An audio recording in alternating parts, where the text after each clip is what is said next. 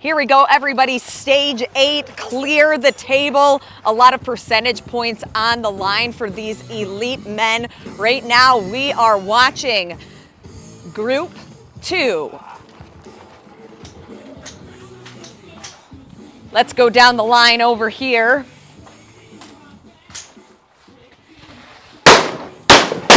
Lane number 1, Matt Smith.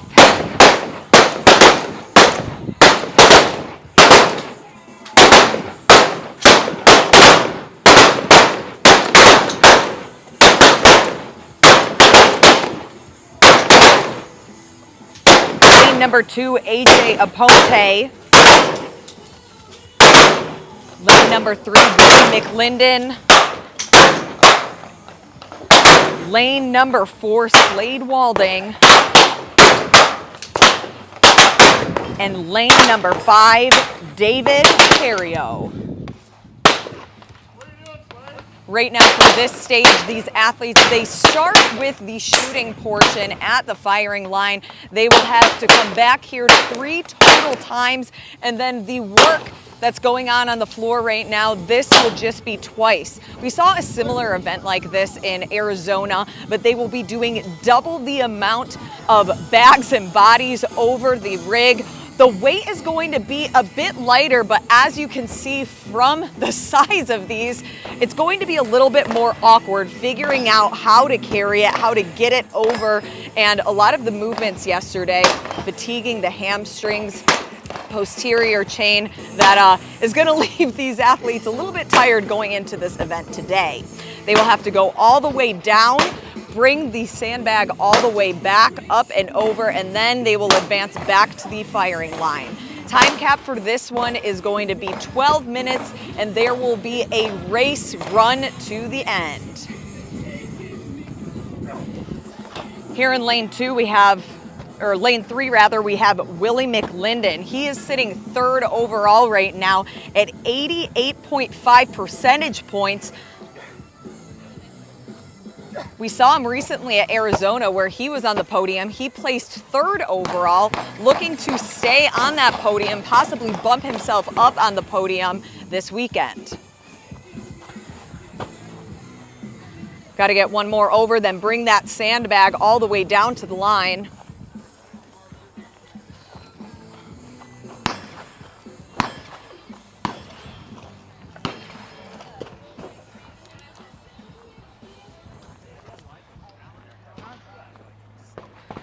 His competitor here in lane 4, Slade Walding, he has got a tight race between him, 88.3 percentage points. So this event is going to be super important. We'll see if they end up pacing off of each other, almost rep for rep, neck and neck, as they both advance back to the rig. Taking a breath, taking a moment to get over there.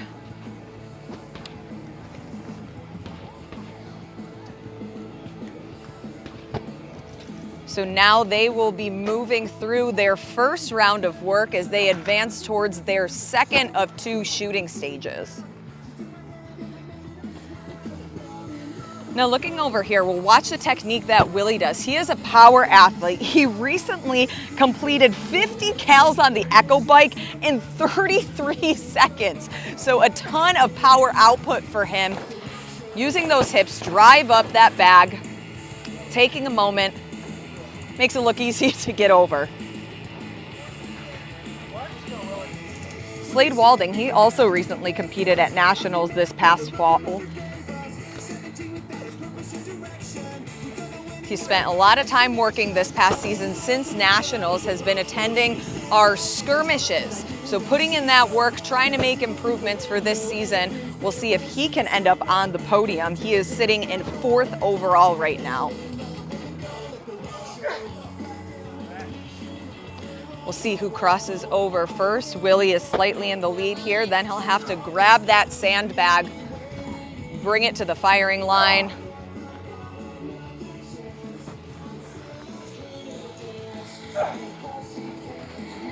As he advances to his 2 of 3 firing sequences.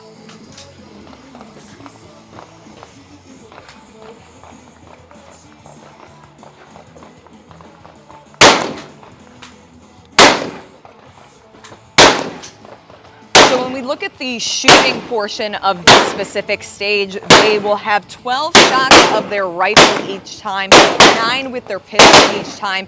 But as you can see, if we look at Willie, his position, where he is right now, each one has to change based on the round that he is in. You cannot go to the same position once you have already been there. And then Slade, he has now entered into his second of 3 shooting sequences.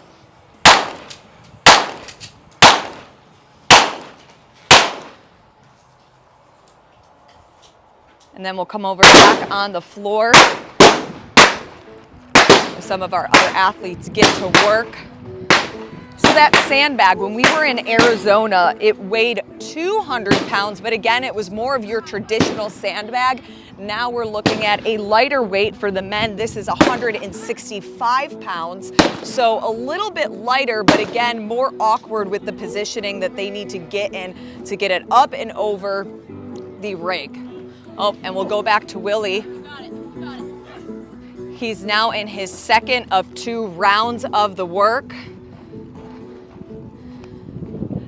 There will be 3 total squads for the elite men. This is the first one to go. It's squad number 2. Willie trying to set a good time to beat for the ones that follow. A little background about Willie. Him and his wife own a CrossFit gym, so that is most of his background as he entered the scene of tactical games. So I think sandbags might be something that he is familiar with. And you can see on his vest, also says CrossFit there. As he makes his way, Slade also now approaching his second round of work. Again, incredible tight race between these 2 competitors. In lane 3, we have Willie. In lane 4, we have Slade, both men's elite competitors.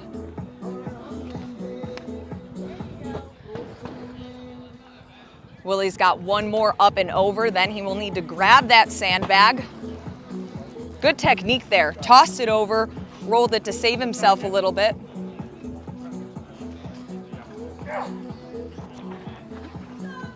As he now comes forward, and then he will grab his last magazine and he will approach his last and final round at the firing line.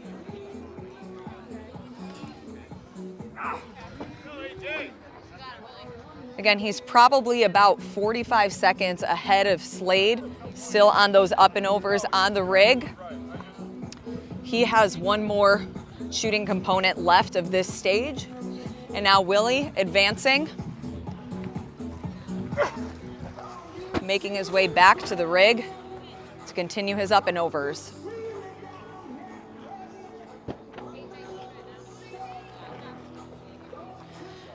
This event has a time cap of 12 total minutes. Can we get a time check?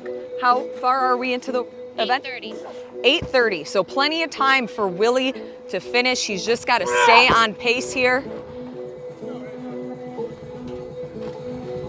as he continues to move through. So what will happen next? Once he finishes these up and overs, he will go to the firing line. He will then have 12 shots with his rifle left, 9 shots with his pistol, and then a sprint to the finish. Looking at some of these penalties for other athletes, if they do not finish within that 12-minute time cap, you get 10 seconds per miss, a 10-second penalty per carry length that's not complete, 30-second penalty for a whole table that's not complete, and then a 30-second penalty if you do not make that return trip.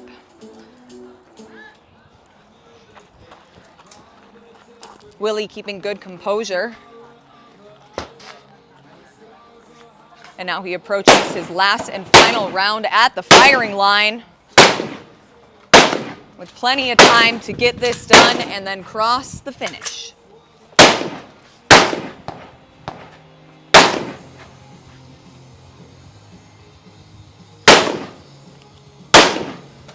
So now you can see he's on the right side. Last round he was on the same style,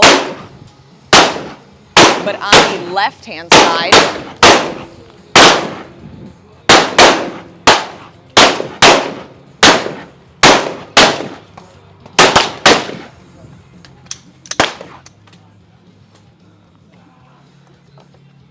David here over on the end. Getting through his work as well.